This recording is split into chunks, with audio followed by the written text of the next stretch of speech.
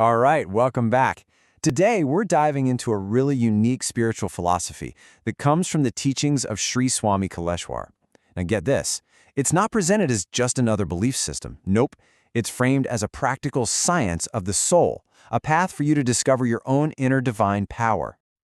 And right out of the gate, we get this incredibly powerful statement. I mean, think about it. My mission is to create spiritual masters, not students. In a world where so many spiritual paths are about creating followers, this just flips the script entirely. It's not about following someone else, it's about becoming a master yourself. This one idea, it sets the stage for everything we're about to explore. So, okay, what exactly is this soul science? Well, the teachings frame it as something more than just a new set of beliefs. It's a whole new way to practice spirituality. One where the soul isn't just something you believe in, but something you can actually understand and experience directly for yourself. At its heart, soul science is all about this active, hands-on process of discovery.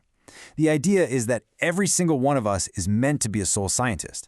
You're not just supposed to accept some truth handed to you. No, you're supposed to find it for yourself. And then, and this is the really important part, you share your unique discovery with the world. And this is where you can really see the difference, right? Let's break it down. Traditional spirituality often creates students. Soul science is all about creating masters. One might teach belief, but this emphasizes direct, personal experience. And instead of just following a preset path, the whole point is to help you give your own unique message to the world. It's really positioned as a system for genuine empowerment. Okay, so this naturally leads us to one of the biggest questions of all, right? The question this whole philosophy is really trying to tackle. Why are we even here? What's the real point of our existence? The teachings really push us to look beyond the daily grind, to step back and ask this huge, universal question. It suggests that, yeah, enjoying life is great, but there's a deeper, more permanent reality that we're here to discover, and, our time here is limited. And this slide just lays it out so clearly. On one hand, you've got what we usually chase: wealth, family, health. The text calls this temporary enjoyment, because, let's be honest, it can all disappear in a heartbeat. But on the other hand, there's real happiness, and that's described as something totally different, a permanent, internal connection to the cosmic energy. It's a state that doesn't rely on anything outside of you. All right, so if that permanent connection is the real goal, how in the world do you actually get there? Well, this philosophy lays out a pretty specific path, but it also gives a heads up about the challenges you're definitely going to face along the way. So, the path is built on these 5 key ingredients: belief, faith, surrender, dedication, and determination. But here's the thing, it's not about just knowing these words, right? It's about actually practicing them. The source makes it pretty clear that it's the mix of a really determined heart and a true, genuine surrender that actually opens the door to that divine connection. I absolutely love this metaphor. It's so powerful. Think of it like this. Good luck, that big spiritual opportunity, it only knocks on your door once. You've got to be ready to answer. But bad luck, life's constant problems, family drama, your own wandering mind, that knocks and knocks and knocks, nonstop. The real challenge is hearing that one quiet knock and choosing to answer that door, even when the other one is practically banging to be let in. But, despite all those challenges, the ultimate message here is one of incredible hope. It's basically saying the door is already unlocked.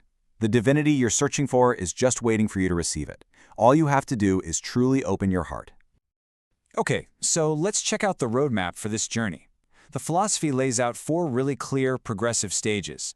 You'll see how it moves from a totally personal focus all the way to a universal one.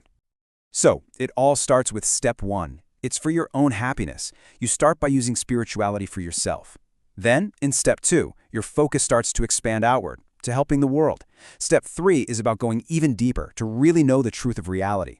And finally, it all leads to step 4, to become what's known as a Purna avatar. So, a Purna avatar, what does that even mean? Well, the source uses these beautiful descriptions, like a full moon or a pure crystal drop.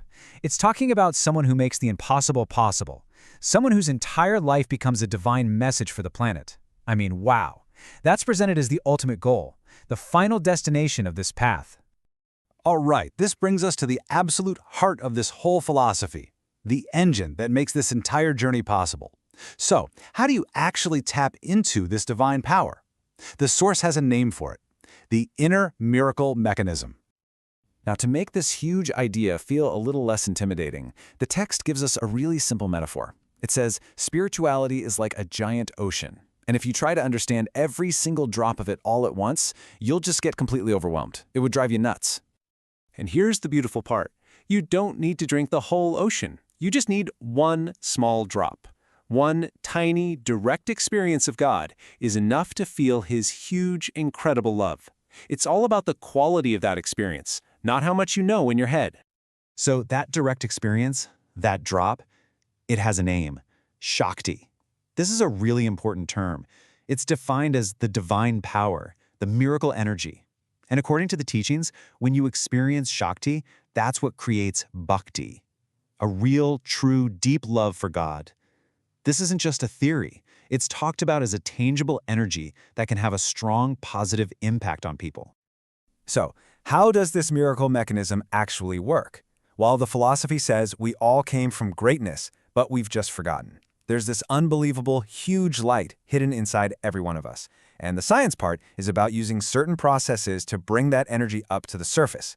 The idea is actually pretty simple. Once you recognize that divine spark in yourself, you start seeing it everywhere and in everyone. And this is such a crucial point. The whole teaching is presented as completely universal. It's not about one specific religion. The idea is that this inner mechanism, this language of the heart, it goes beyond all our different cultures and beliefs. It's something that's available to every single person on the planet. When you boil it all down, this whole philosophy makes one single incredible claim, that there is an unbelievable light hidden inside of you, a divine potential that's just waiting to be woken up. And that leaves us with the final, most important question of all, the one this whole path is designed to answer. What does it really take to find it?